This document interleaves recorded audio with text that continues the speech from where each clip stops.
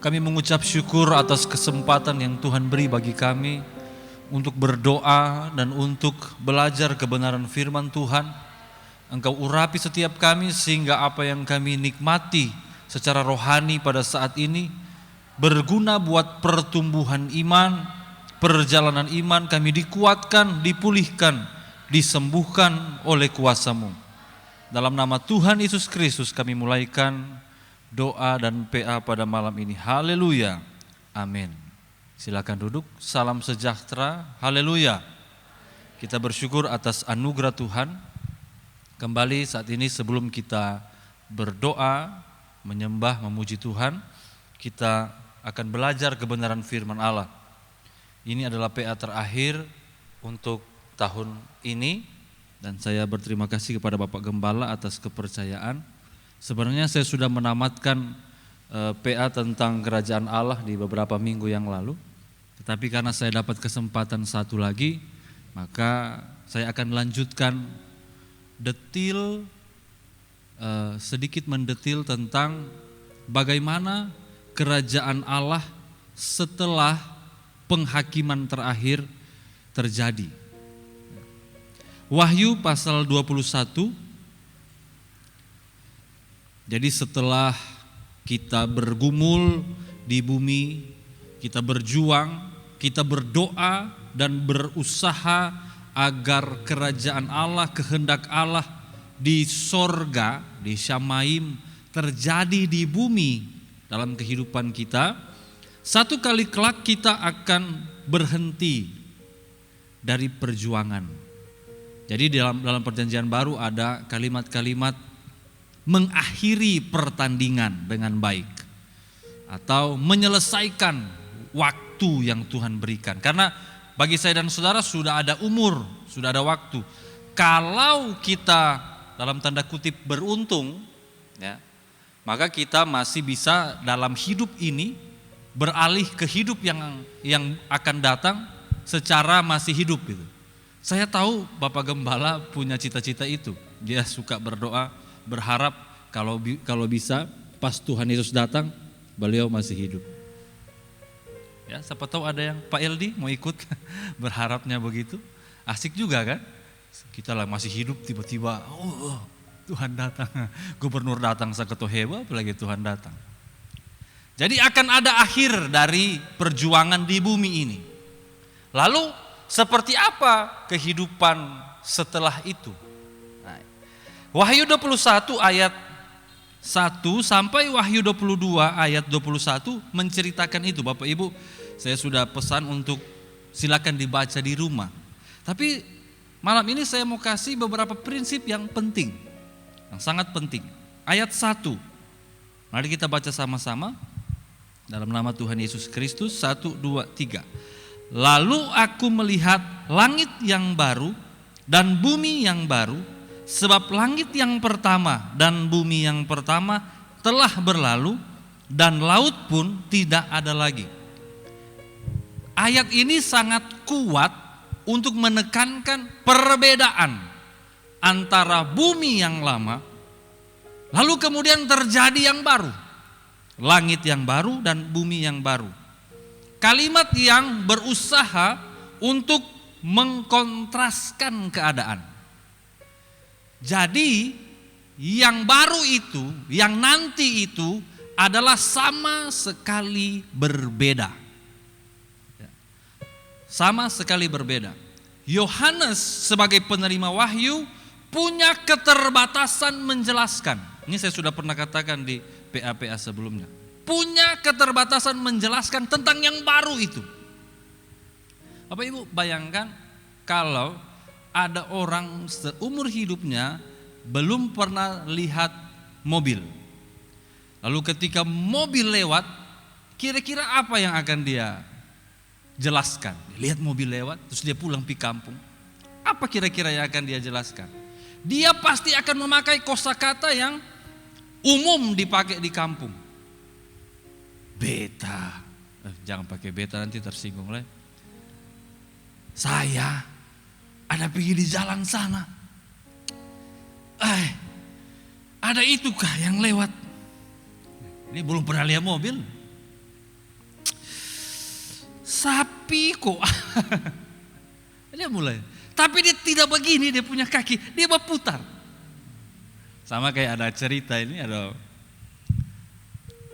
saya modifikasi ceritanya supaya tidak tersinggung. Ada ini orang Manado ini. Di Manado kan memang tidak ada kereta api. Sama lah kayak di Kupang begini. Jadi pas dia pergi Surabaya dia lihat itu kereta api. Juk. Pas cepat lewat. Dia bilang, luar biasa. Dia tidur secepat karena mana dia berdiri ya. Dia tidur sama rayap cepat karena mana kalau dia berdiri. Gara-gara belum pernah lihat kereta api. Dia pikir kereta api bisa berdiri kok lari. Jadi Yohanes punya keterbatasan untuk menjelaskan tentang yang akan datang itu, yang baru itu apa. Tetapi ayat 1 di Wahyu 21 menegaskan, dan ini yang harus kita pegang, bahwa yang nanti akan kita terima jika kita setia menyelesaikan pertandingan iman dengan baik adalah sesuatu yang sama sekali baru. Katakan amin.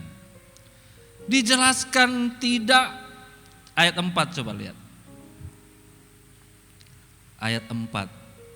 Ini kondisinya. Dan ia akan menghapus segala air mata dari mata mereka. Dan maut tidak akan ada lagi. Tidak akan ada lagi perkabungan atau ratap tangis atau duka cita.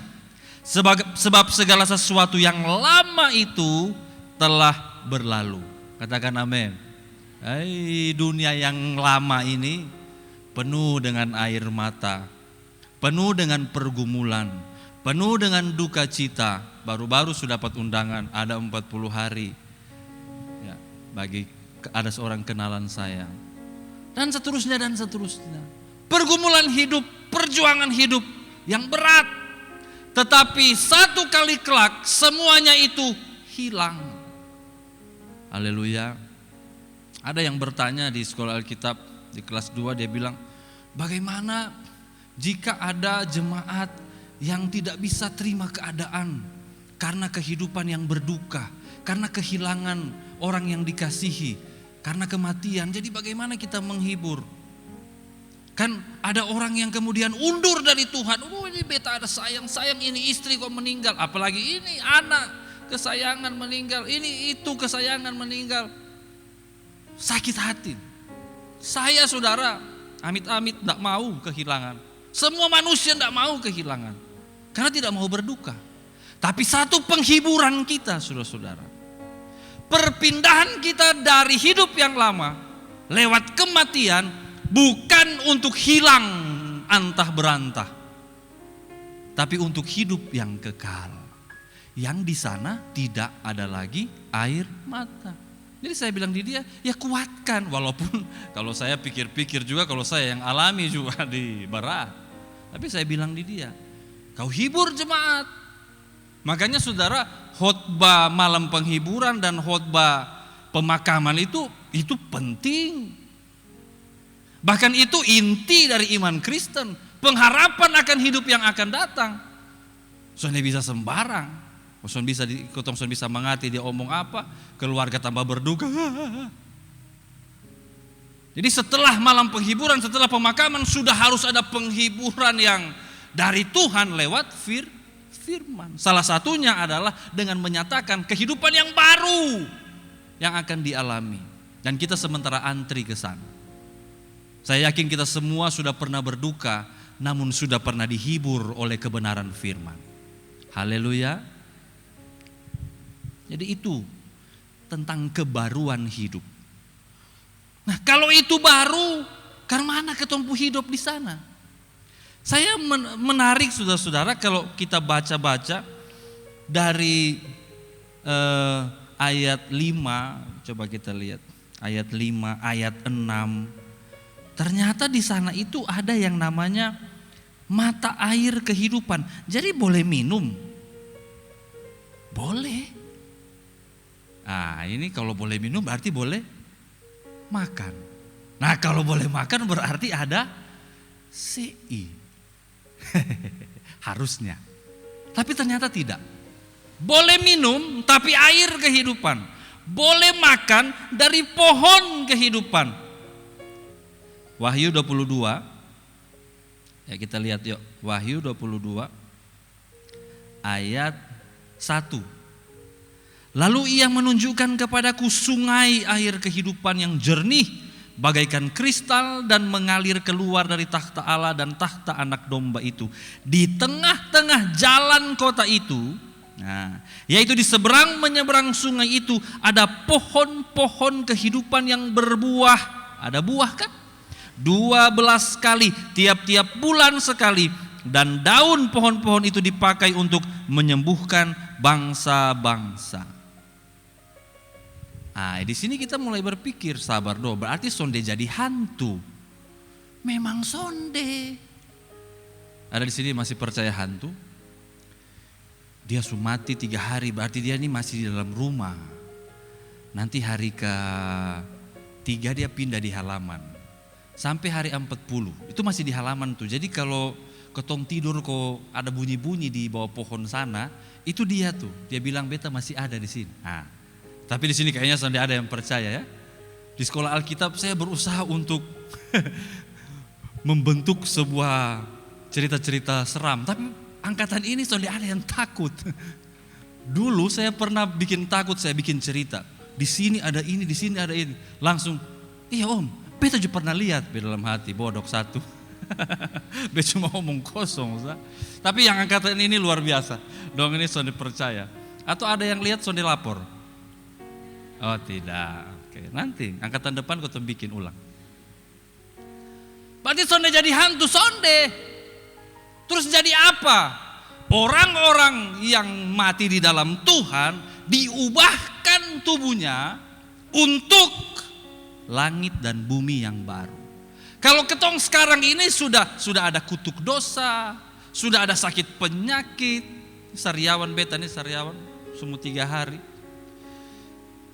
Minta ampun nih sariawan. Yang bisa mengalahkan sariawan hanya sakit gigi. Yang bisa mengalahkan sakit gigi tidak ada. Bahkan sakit hati pun lebih sakit gigi daripada sakit hati. Kenapa? Karena kita ini ada di kehidupan lama, di langit dan bumi lama yang sudah berdosa. Tapi di langit bumi yang baru nanti sudah berubah. Tapi bisa makan, bisa minum. Karena model. Ini dia. Ini penting supaya kita bisa paham seperti apa. Yohanes pasal 20.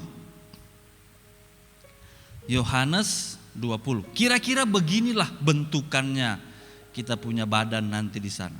Jadi yang pertama tadi sama sekali baru, kehidupan baru di langit baru, bumi baru, tapi Tuhan memberi kita tubuh yang diubahkan, tubuh yang dibangkitkan. Yohanes 20 ayat 26. Ini ceritanya Thomas sonde percaya bahwa Yesus sudah bangkit. Jadi Thomas bilang, pokoknya beta harus cucukkan jari ke bekas-bekas paku baru beta percaya. Ayat 26 saya baca. 8 hari kemudian murid-murid Yesus berada kembali dalam rumah itu. Dan Thomas bersama-sama dengan mereka. Sementara pintu-pintu terkunci. Ini semua pintu ada kunci nih. Yesus datang dan berdiri di tengah-tengah mereka dan berkata, damai sejahtera bagi kamu. Coba bayangkan ketua ada kunci semua pintu.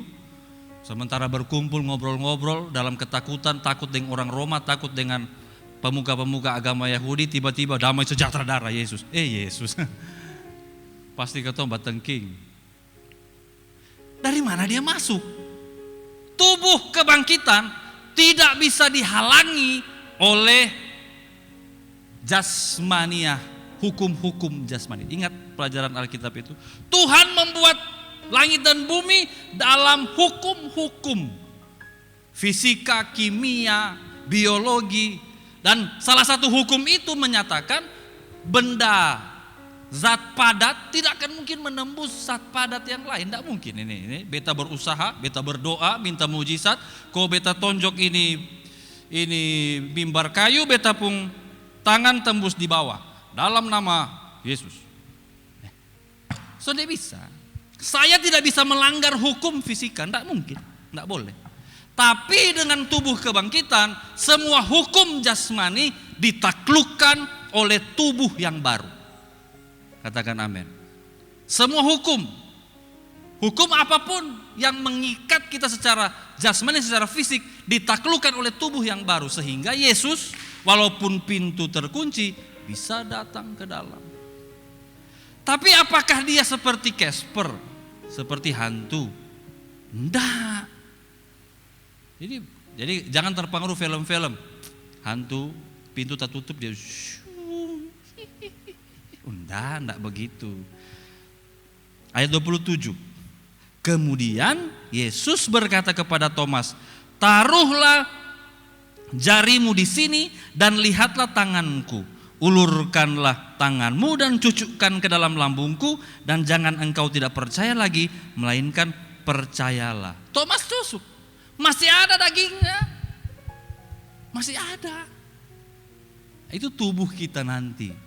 Tidak terikat oleh hukum-hukum jasmania, tetapi ada tubuhnya.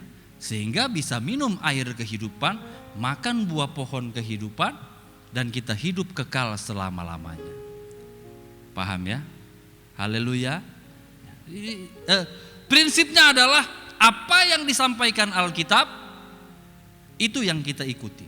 Jangan menambah-nambahkan, jangan menghayal di atas itu. Nanti kita mau salah nanti. Jadi prinsip yang pertama, langit dan bumi sama sekali baru. Yang kedua, tubuh kebangkitan diberikan kepada orang percaya. Yang ketiga, ayat 2. Kita kembali ke Wahyu 21 ayat 2. Yang ketiga ini. Dengar baik-baik. Dan aku melihat kota yang kudus, Yerusalem yang baru, turun dari sorga, dari Allah, yang berhias bagaikan pengantin perempuan yang berdandan untuk suaminya. Jadi nanti ada sebuah tempat khusus yang diberikan bagi orang-orang percaya yang lolos sampai akhir untuk tinggal. Nah, ini jadi perdebatan. Ada yang langsung menyimpulkan, ketong kalau mati masuk sorga. Lalu ada yang membantah, sonde, ketong sonde masuk sorga, ketong tetap di bumi. Mana yang betul? Yang betul adalah begini, ada langit dan bumi baru, tapi ketong tinggal di Yerusalem yang baru. Yerusalem yang baru ini turun dari sorga. Jadi begini, jangan berpikir kita akan tinggal di sorga di mana Allah bertakhta. Bukan, itu lain cerita itu. Itu beda. Jadi jangan sampai ada di sini yang berkata, "Oh, beta mau gusur Yesus, beta mau masuk sorga sampai di sebelah kanan Allah Bapa." Oh, sonde, itu tempatnya Yesus. Ada tempat kita di mana? Di Yerusalem yang baru. Tapi kemudian ada ahli-ahli Alkitab juga yang berkata, Yerusalem yang baru ini bicara soal saya dan saudara yang disempurnakan. Haleluya. Oh, kita yang lemah, kita yang sakit, kita yang tidak berdaya, kita yang banyak penderitaan, di kehidupan yang akan datang disempurnakan, tidak bercacat, tidak bercela. Katakan amin. Ini pengharapan kita. Nah, dua pendapat ini kita ambil. Jadi yang pertama, oke, saya adalah Yerusalem baru yang disempurnakan. Tetapi yang kedua, ada tempat yang Tuhan sediakan. Kan Yesus bilang di dalam Injil Yohanes, "Tunggu di sini, aku akan pergi duluan menyiapkan tempat bagimu." Dan kita diberikan tempat yang indah. Begini Bapak Ibu Saudara, sekali lagi, buang cara berpikir jasmaniah jika kita mau mengerti tentang sorga yang rohani. Jadi jangan mulai berpikir, "Woi, kalau begitu ketong harus mulai hitung nih, kapleng berapa kali berapa?" Ya, toh. Kapleng, sabar dulu, ketong ada kapleng kok di sana kok. Suka kasih batas tangga yang siapa? Oh, besok mau kalau batas tangga ada yang itu tuh. Dia soalnya waktu itu baking, dia pun saluran air kena ketuk. Wah, ini parah ini. Kalau batas tangga ada yang sana itu tipe musik terlalu keras. So dia ada acara juga dunta, ketong ganti tetangga. Nah, ini kalau kita berpikir Sorga yang rohani, lalu pikirnya pakai cara pikir duniawi, jasmani. Jangan itu yang menjadi fokus kita. Yang menjadi fokus kita adalah ada tempat di sorga bagi saya dan saudara. Haleluya. Mau bagaimana pengaturannya, nanti ketong pilih ya di sana sah. Teh ini sonde sebut di sini nah. Sonde taruh di sini. Di jalan Perintis Kemerdekaan sonde ada. Perintis Kemerdekaan sebelah gang apa itu? Nah, itu kompleks nanti pimpinan sekolah Alkitab nanti tinggal di situ. Kapleng itu 10 kali 20. Sonde ada tulis. Jadi jangan menghayal di atas yang tidak tertulis. Tapi satu hal yang kita percaya, ada tempat bagi kita. Haleluya. Bapak Ibu Saudara, bukankah ini satu harapan, satu penghiburan bagi orang-orang yang tidak punya tempat di bumi? Kita mungkin tertolak. Ada cukup banyak orang yang tertolak, merasa tertolak. Seperti tidak punya tempat. Ya, hubungan dengan orang tua juga tidak bagus-bagus amat. Hubungan dengan anak juga kayaknya tidak romantis-romantis amat. Hubungan dengan suami atau istri juga kayaknya banyak sekali persoalan. Seperti tidak ada tempat. Sabar dan setia. Ada tempat bagimu di Yerusalem baru. Yang tidak ada air mata. Katakan amin. Lalu bagi kita yang mungkin tidak sempat beli cincin emas. Tidak sempat punya cincin batu akik. Tenang. Nanti ketemu bikin di sana. Soalnya ayat 15, ayat 16 itu dia mulai bilang itu detil bangunan itu kota. Ayat 17 ukurannya, ayat 18 bahannya. Nah, tembok itu terbuat dari batu bata. Oh, lewat batu bata. Permata saudara, permata yaspis. Kota itu sendiri dari emas tulen. Bagaikan kaca murni. Langsung cungkil sah. Yaspis. Otong baru cincin berlian kecil justru. Pamer kiri kan. Sebenarnya dia pemalas angkat tangan. Cuma karena baru jadi. Ku mau selalu bersyukur. Oh. Di sorga itu saudara, itu sonde hitung itu yang kecil begitu. Kok dia pulang tesa dari emas. Tapi saudara, coba saya ajak jemaat, ajak kita semua untuk menghayati ini secara rohani. Jangan fokus kepada yaspis, apalagi krisopras. Nilam, zamrud, sardis, krisolit dan sebagainya. Coba kita fokus kepada satu hal. Kemuliaan Tuhan. Bukankah batu-batu ini, bukankah emas ini, bukankah segala sesuatu yang dilukiskan oleh Yohanes ini? Dengan bahasa yang seperti saya bilang tadi, dia lihat sesuatu yang baru itu kali dia lihat, jadi akhirnya dia harus pakai bahasa yang dimengerti.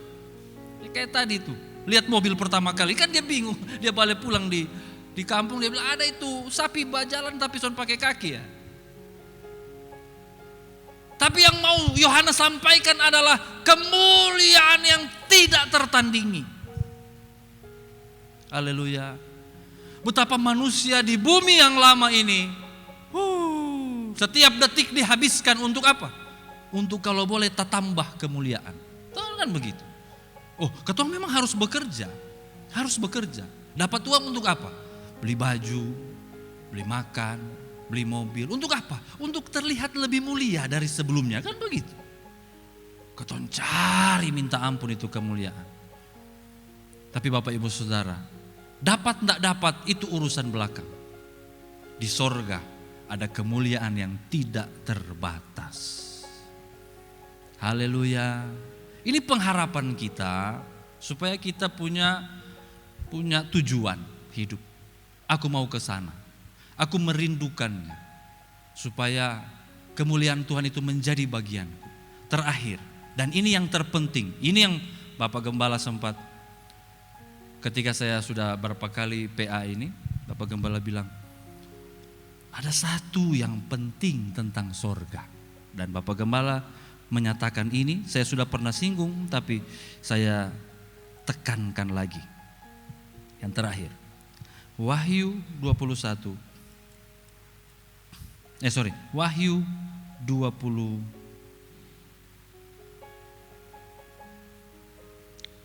ayat 22. Wahyu 21 ayat 22. Dan aku tidak melihat bait suci di dalamnya. Sonde ada bait suci. Artinya sonde ada tabernakel, sonde ada ibadah. Masa sonde ada ibadah?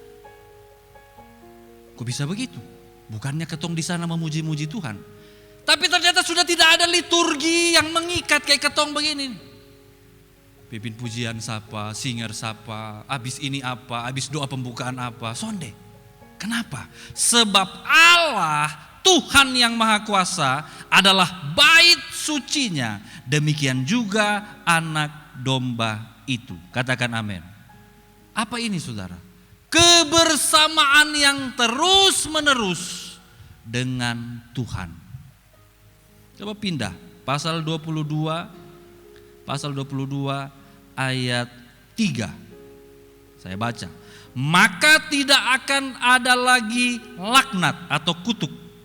Takhta Allah dan takhta anak domba akan ada di dalamnya, dan hamba-hambanya akan beribadah kepadanya terus menerus. 4. Dan mereka akan melihat wajahnya, dan namanya akan tertulis di dahi mereka. Ada siswa-siswi salah satu salah dua yang suka mengantuk. Mengantuk ya itu wajar saudara ya. Mereka bangun pagi jam 5 kurang. Jadi mengantuk. Saya tidak marah lagi. Saya kalau sistemnya kalau masih marah itu berarti masih banyak kemurahan. Kalau masih kamu berubah. Tapi kalau saya sudah lembut, saya bilang ke mereka itu berarti kau sudah dekat-dekat dapat keluar. Kalau saya masih keras itu berarti masih lama kau di situ. Tapi kalau sudah lembut, jadi saya dengan lembut, semua hampir totofore. Saya bilang begini, kalau masih ngantuk di beston atau di belajar di kelas atau beston lah, satu hal, nikmati penyembahan, nikmati hadirat Tuhan, cari itu hadirat Tuhan, cari itu bersatu dengan Tuhan. Dengan itu kita tidak akan doa pagi itu kalau aktif. Tapi kalau begitu duduk doa pagi, haleluya, haleluya. Apalagi masih dengar jangkrik, krik, krik, krik, krik, krik. Apalagi sekarang ini banyak hujan, kalau dia gerimis pagi, memang langsung haleluya. Saya bilang cari hadirat Tuhan. Kalian kan mau jadi hamba Tuhan, mau jadi pendeta, mau jadi gembala kok. Iya om. Saya dengar-dengar, sudah mulai keras-keras. Haleluya, walaupun kayaknya setengah mati juga. Haleluya. Karena kerja kita di sorga yaitu bersatu dengan hadirat Tuhan, memuji dan menyembah Tuhan, damai terus. Haleluya. Saya saudara, yang paling damai yang saya nikmati dalam kehidupan saya, momen yang paling damai adalah ketika ada di hadirat Tuhan. Itu paling tenang. Walaupun banyak masalah, jangan minta, jangan duduk di hadirat Tuhan tuh begitu duduk langsung nyanyi lagu. Saat ku tak melihat jalanmu, itu langsung. Saat ku tak mengerti rencanamu. Ada sembah Dia. Duduk itu. Bahkan tanpa nyanyi pun angkat tangan. Haleluya. Engkau baik, Tuhan. Aduh, itu langsung damai. Jangan kau terlalu banyak minta, Tuhan tahu. Kedekatan paling dekat dengan Tuhan adalah ketika menyembah Dia. Yang sebentar kita akan lakukan. Haleluya. Nah, kalau di bumi yang lama ini terikat dalam momen-momen tertentu, kalau di langit dan bumi yang baru, itulah seterus-terusnya. Setiap hari ada dalam hadirat Tuhan. Penutup ayat 5 Wahyu 22. Dan malam tidak akan ada lagi di sana, dan mereka tidak memerlukan cahaya lampu dan cahaya matahari, sebab Tuhan Allah akan menerangi mereka, dan mereka akan memerintah sebagai raja sampai selama-lamanya. Ada satu lagu Pantekosta lama yang sudah kesannya sudah salah. Akhirnya sudah jadi lagu penghiburan orang meninggal. Padahal ini lagu bukan lagu untuk itu. Lagu ini untuk orang-orang yang merindukan sorga. Kita nyanyi sama-sama dalam penyembahan kita ya. Pak Eldi boleh tolong iring kita.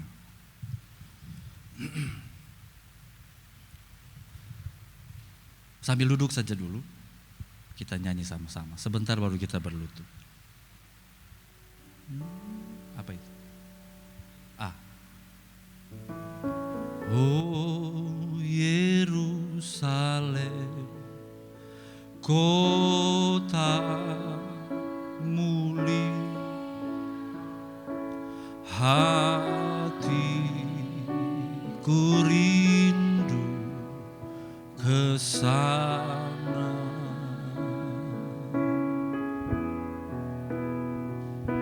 Oh Yerusalem, kota mulia, hatiku rindu ke sana. Tak lama lagi Tuhanku datanglah, bawa saya masuk sana. Tak lama lagi Tuhanku datanglah, bawa saya masuk sana. Langit dan bumi yang lama ini kita jalani dengan berat, banyak pergumulan, sakit penyakit dan persoalan. Kita jalani dengan berat karena ada kutuk dosa. Kita bergumul, sering menang tapi juga beberapa saat kalah. Mari angkat hatimu sebagai orang yang percaya kepada Kristus. Jika engkau tetap setia sampai akhir, ada Yerusalem yang baru, di bumi yang baru, di langit yang baru, yang tidak sama dengan yang lama ini. Tak ada air mata, penuh kemuliaan, dan bisa seterusnya bersama dengan Tuhan, penuh damai, sukacita. Kita memang harus mengusahakan sorga, kehendak Allah terjadi di bumi. Tapi kesempurnaan kehendak Allah nanti akan kita terima di waktu itu. Karena itu selama kita masih hidup di dunia yang lama ini, jangan menyerah, terus berjuang, terus berharap Tuhan beserta dengan kita. Kita ambil tempat di kaki Tuhan, kita akan nikmati hadirat Tuhan. Haleluya.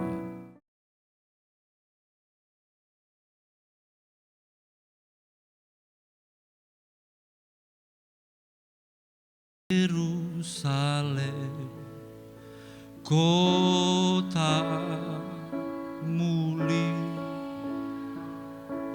hatiku rindu ke sana.